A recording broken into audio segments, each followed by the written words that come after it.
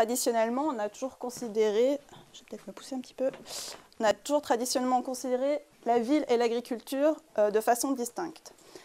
Et aujourd'hui, il est en train de se passer des choses, on parle de cette agriculture urbaine, on voit qu'il y a de plus en plus d'articles sur cette question.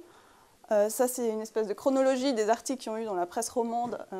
Depuis, en fait, on voit un pic d'articles dans les années 2007, c'est le début de l'agriculture urbaine. Si on regarde sur les recherches Google aussi, c'est là où finalement ce thème émerge. Donc c'est la première chose, on parle d'agriculture urbaine et on conçoit des projets d'agriculture urbaine. Joël a parlé tout à l'heure du vertical farming, de ces projets de tours agricoles, où finalement l'architecture devient agricole, où c'est des architectes qui conçoivent ces projets. Alors pour l'instant, c'est des projets utopiques qui ne sont pas encore réels, mais on pourrait imaginer qu'un jour ou l'autre, ils émergent. Puis l'autre chose qu'on a vu émerger, c'est des agriculteurs qui n'avaient pas un profil traditionnel d'agriculteur, comme Michelle Obama, les genoux dans la terre, cultivant des salades à la Maison Blanche. Et ça aussi, c'est assez nouveau, parce que ce n'est pas normalement des gens qu'on s'attendait à voir faire de l'agriculture. Alors ces trois petits exemples illustrent bien que les liens entre l'agriculture et l'urbain se sont renforcés. La ville, d'un côté, elle est devenue fertile à l'agriculture, mais d'un autre côté aussi, l'agriculture est devenue fertile à la ville. On a un peu ces échanges à chaque fois. Si alors ces liens sont renforcés, ils restent très ambigus. C'est-à-dire que ils sont pas aussi, c'est pas une histoire d'amour rose où tout va bien. On voit qu'il y a des tensions qui se mettent à jour. Et l'objectif de ma présentation, c'est de vous montrer ces tensions-là. Vous montrer qu'il y a des liens et vous montrer aussi qu'il y a des problèmes dans le couple agriculture-ville. Alors j'ai choisi de présenter deux petits exemples pour illustrer cette ambiguïté de la relation entre l'agriculture et l'urbain. La première question, c'était est-ce que finalement la ville est-elle fertile ou stérile pour l'agriculture ? L'idée, c'était de voir que maintenant, souvent, on se dit finalement la ville, ça pourrait être un bon partenaire pour l'agriculture parce qu'on pourrait échanger par exemple des flux, on pourrait réutiliser les déchets organiques, on pourrait réutiliser les flux de chaleur, on ferait un système comme ça qui fonctionnerait ou en échange, etc. Et entre autres, on pourrait se dire aussi, finalement, l'agriculture dans les villes, ça permettrait de produire la nourriture qui serait consommée en ville, donc il y a un côté logique. Et la question que je vais me poser, c'est finalement, on parle beaucoup de ces agricultures urbaines en se disant mais c'est super, la proximité, qualité, etc. Mais est-ce que vraiment c'est vrai? Est-ce que vraiment les productions qu'on cultive en ville, est-ce que vraiment elles sont de bonne qualité? Et l'autre question, ça sera plutôt l'inverse, ça sera de dire l'agriculture dans les villes, est-ce que ça pourrait permettre d'améliorer les villes? Est-ce que ça pourrait permettre de faire des villes plus durables? Là, il y a aussi pas mal de publications là-dessus, avec la problématique de l'amélioration de la qualité de vie, par exemple. Ça permettrait aux gens d'avoir accès à des espaces verts, etc.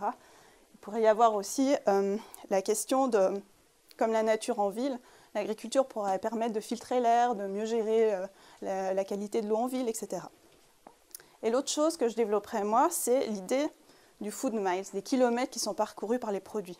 On dit aussi, finalement, si on met de l'agriculture dans les villes, on peut consommer sur place, donc on économise de l'énergie qui était sinon mise dans les transports. Mais si on met de l'agriculture en ville, on dédensifie la ville, vu qu'on va mettre de l'agriculture. Et ça, c'est une autre question, un autre paradoxe. Ces deux questions m'ont été posées en conférence. Je n'avais pas vraiment de réponse pour l'instant, mais maintenant j'en ai, alors je suis contente de vous les montrer. Pour la première question, je vous emmène à Tokyo. Alors voilà Tokyo, une grande marée de bâtiments, très minérales, etc. Une immensité comme ça, où on voit les mégalopoles mondiales, etc. Mais Tokyo, c'est aussi ça. Et ça, on ne l'imagine pas trop, finalement. On imagine souvent le truc de building, machin et tout. Mais en fait, Tokyo, c'est de la proximité. Alors peut-être cette proximité, elle est importante, parce que sinon, on ne pourrait pas vivre cette immensité là. Mais en tout cas, à Tokyo, c'est important. Et on décrit souvent Tokyo comme une espèce d'amoncellement de petits villages. Et puis, pour avoir vécu à Tokyo, c'est vraiment le sentiment que j'avais. C'était que j'habitais dans un village qui faisait peut-être 20 millions d'habitants, mais ça restait un village. Alors juste pour vous mettre en situation, ça c'est la superficie de Tokyo, et puis l'agriculture représente 2% de la ville. Alors ça peut être beaucoup, pas beaucoup, ça dépend, mais c'est pas mal en fait par rapport aux autres mégalopoles mondiales. Donc je ne vais pas rentrer dans les détails de pourquoi il y a 2% d'agriculture à Tokyo, alors que finalement la pression foncière est énorme et qu'il ne devrait pas rester ces espaces agricoles. Mais en gros, il y a des raisons culturelles, qui font que les Japonais ont besoin d'avoir de l'agriculture dans les villes, etc. Il y a des raisons historiques. Il faut voir qu'avant, jusqu'en 1868, Tokyo s'appelait Edo, ce n'était pas encore la capitale du Japon, et là, il y avait 40% d'agriculture dans la ville, alors que la ville faisait déjà 2 millions d'habitants, donc c'était déjà énorme, et il y avait de l'agriculture. Puis il y a d'autres raisons liées à l'aménagement du territoire qui est très très flexible, c'est-à-dire qu'il n'y a pas vraiment de règles, donc ça se développe un petit peu n'importe comment. Et l'autre raison, c'est des raisons au niveau de l'exploitation agricole.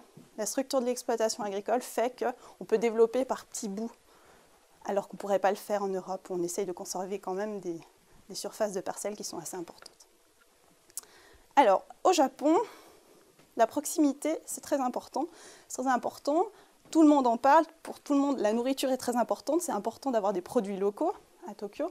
Et puis, quand j'étais là-bas, j'ai essayé de comprendre pourquoi, finalement, c'était si important pour eux. Et la première chose qui est importante, c'est parce que pour eux, les produits de proximité sont des produits frais et qui ont un bon goût. Alors, ça s'explique parce que c'est clair que dans la culture japonaise, vous connaissez tous les sushis. Vous ne connaissez peut-être pas le shabu-shabu. Alors, le shabu-shabu, c'est finalement cuit. C'est un pot-au-feu qu'on cuit devant nous. Mais par contre, les légumes arrivent frais, juste découpés. Et l'idée dans ce plat, c'est de se dire, finalement, on cuisine nous, on voit les produits arriver qui sont juste découpés, et donc on peut s'assurer de la qualité. On voit qu'ils n'ont pas été cuits, qu'ils étaient peut-être un peu pas terribles. Là, on voit qu'ils sont frais et qu'ils sont beaux. Et ça, c'est très important, en fait, pour les Japonais, le côté de voir, en fait, la chose pour ne pas tricher. Si vous allez au Japon, aussi souvent, les cuisines sont ouvertes, vous voyez ce qu'ils font pour justement se préserver de la sécurité sanitaire. Et là, la sécurité sanitaire est aussi très importante. Les Japonais sont un peu des maniaques de la santé et ils ont très très peur de l'étranger. Ces deux choses, en plus, ils ont eu droit à énormément de scandales sanitaires. Donc vous avez peut-être un des premiers, c'était celui de la baie de Minamata. C'était une industrie, en fait, c'était dans les années 60, qui rejetait des déchets en fait, toxiques dans l'eau. Les poissons ingéraient ces déchets, ça remontait la chaîne alimentaire et ça se retrouvait chez les humains. Et puis, il y a eu pas mal de scandales environnementaux comme ça qui ont fait prendre compte, enfin, les Japonais se sont rendus compte que finalement, en fait, le progrès, le développement économique, les industries, ça pouvait être aussi négatif pour leur santé à travers leurs aliments. Et c'est pour ça, entre autres, qu'ils ont été les précurseurs et qu'ils ont mis en route ce qu'on appelle l'agriculture contractuelle de proximité dans les années 70. Et puis, leur première association avait un nom assez éloquent. Elle s'appelait, en 1973, Association pour produire et manger des aliments sains. Donc l'idée, c'était vraiment d'avoir un contrat avec un agriculteur pour s'assurer d'une qualité des produits. Alors c'est clair que dans ce cas-là, l'agriculture urbaine, c'est parfait. Parce que finalement, on a de l'agriculture sur place. On peut regarder en fait ce que l'agriculteur fait. Donc il y a une espèce de confiance qui s'instaure.